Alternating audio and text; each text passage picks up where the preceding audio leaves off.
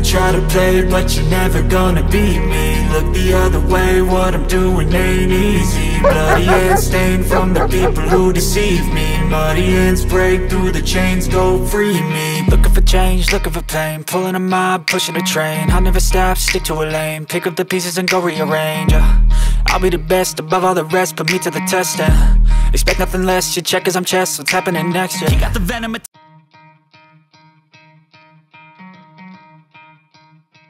So here we go, Sanju, it's up to you.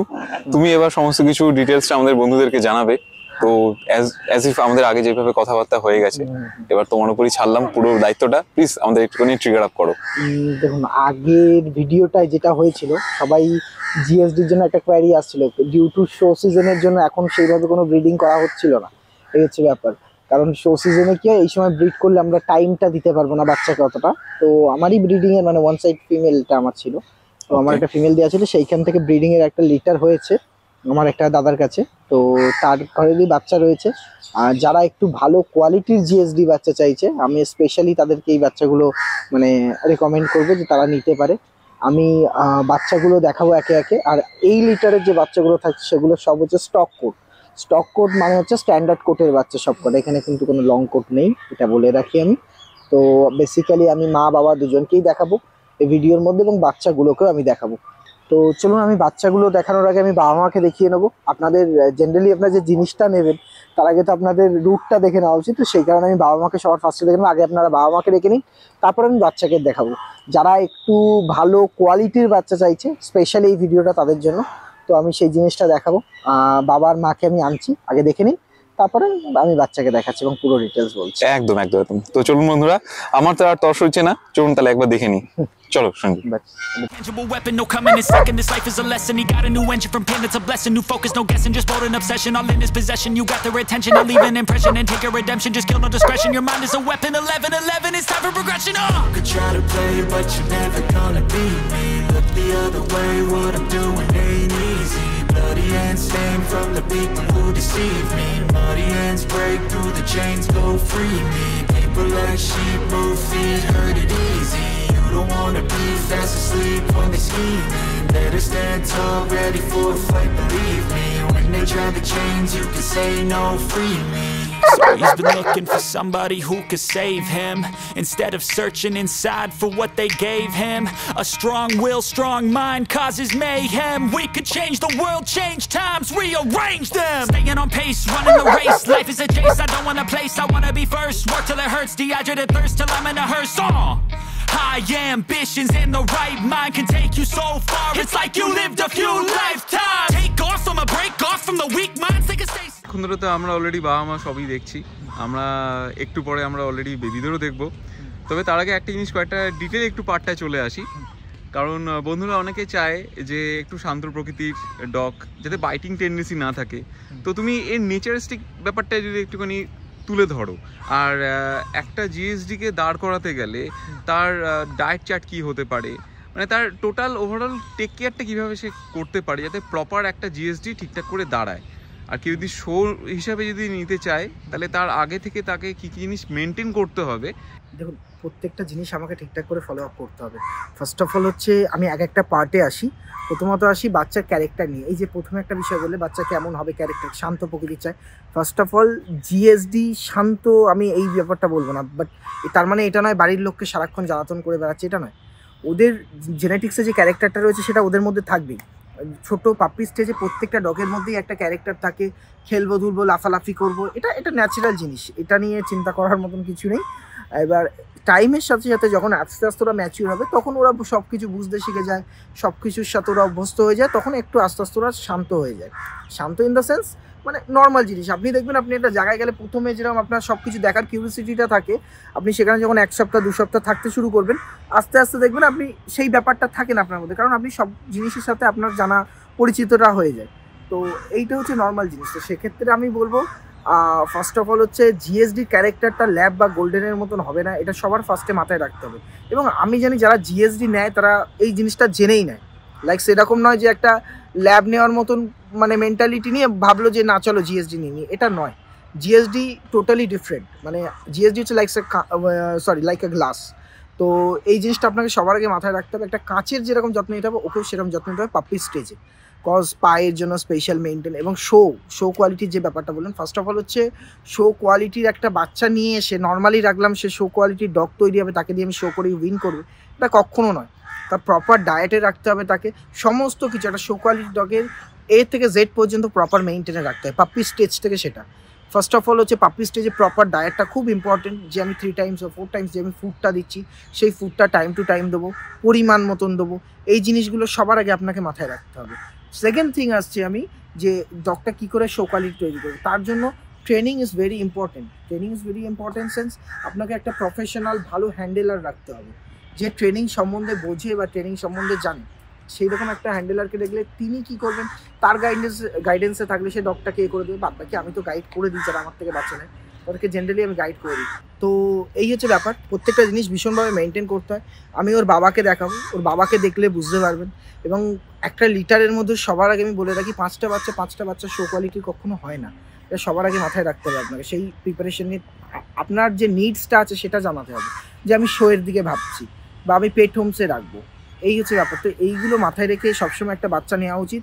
একটা show কোয়ালিটির বাচ্চা নিয়ে এসে তাকে আমি দেখুন সবার আগে যেটা ইম্পর্টেন্ট, একটা ভালো বাড়ি বাচ্চাটাকে যত্নে রাখবে, ওই কেজের মধ্যে রেখে দেবো, একটা ছোটো স্পেসে রেখে দেবো, এরকম টাইপ মেন্টালিটি হলে প্লিজ আমার সাথে কন্ট্যাক্ট করবেন না, আমি বাচ্চা দেবো না। এই হচ্ছে ব্যাপার, একটু ভালো বাড়ি, ওকে একটু যত্নে রাখবেন, নর্মালি রাখবেন। জিএসডি ব্রিডটা হচ্ছে দে আর লাইক হিউম্যান, ওরা শুধু মুখে মানুষের মতন কথা বলতে পারে না, বাদবাকি ওদের যে ন্যাচারাল যে বিহেভিয়ারটা টোটালি একটা হিউম্যানের মতন থাকে। এবং যারা জেনারেলি জিএসডি বাড়িতে রেখেছে তারা জানে একটা জিএসডি ক্যারেক্টার কেমন, সেটা নিয়ে নতুন করে বলার মতন আমার কিচ্ছু নেই। কলকাতার মধ্যে অনেক খুব ভালো হ্যান্ডেলার, ভালো ব্রিডার রয়েছে। আমি সবসময় যে জিনিসটা রেকমেন্ড করে আসি সেটাই বলবো, আপনারা যখনই কোনো ব্রিড নেবেন একটু চেষ্টা করুন ভালো ব্রিডারের থেকে এবং গিয়ে দেখে বাচ্চা নিন, ঠিক আছে? আচ্ছা, তুমি তো এতক্ষণ ধরে তো বললে, বাট একটা জিনিস অনেক ক্ষেত্রেই হয় আমি দেখি যে বলে এক প্রকার বাট বেরোয় এক প্রকার, তখন সেক্ষেত্রে যারা বায়াররা নেয় তারা খুব অনেক প্রবলেম ফেস করে। তো সেক্ষেত্রে তুমি যদি একটুখানি ব্যাপারটা নিয়ে বলো। একটা বাচ্চা যখন আপনি একটা ভালো কোয়ালিটির বাচ্চা নেবেন তখন বোঝা যায়, পাপ্পি স্টেজে বোঝা না যায় না যে এমনটা নয়, ঠিক আছে? এবং সেকেন্ড থিং হচ্ছে এই যে বললাম যে বলে একরকম পরে গিয়ে দাঁড়ায় আরেক রকম, এর জন্য আপনাকে জেনুইনলি ভালো ব্রিডারের কাছে যেতে হবে। ভালো ব্রিডারের কাছে দিয়ে গিয়ে আপনাকে সবসময় বাচ্চা নিতে হবে, কারণ তারা কী হবে, একটা ব্রিডার আপনাকে বাবা মাকে দেখিয়ে দিতে পারবে, আপনি তাতে কিছুটা আইডিয়া পাবেন যে কেমন কি না কি। যদি মিডিলে কেউ থাকে আপনি তাকে বলুন যে আপনি ডাইরেক্ট ব্রিডারের কাছে নিয়ে যান, আমরা তার সাথে কথা বলে বাচ্চাটাকে নিতে চাই, ঠিক আছে? তো সেই জিনিসটাকে সবার আগে ফার্স্টে ফলো আপ করে তারপরে বাচ্চা নিন। আমার মনে হয় তাতে আপনারা ঠকবেন না বা সেরকম কোনো জিনিস আপনাদের ফেস করতে হবে না। এবং শো কি না কি, কীভাবে কী করতে হয় না হয় সেটা একটা ব্রিডারই আপনাকে গাইড করে দেবে।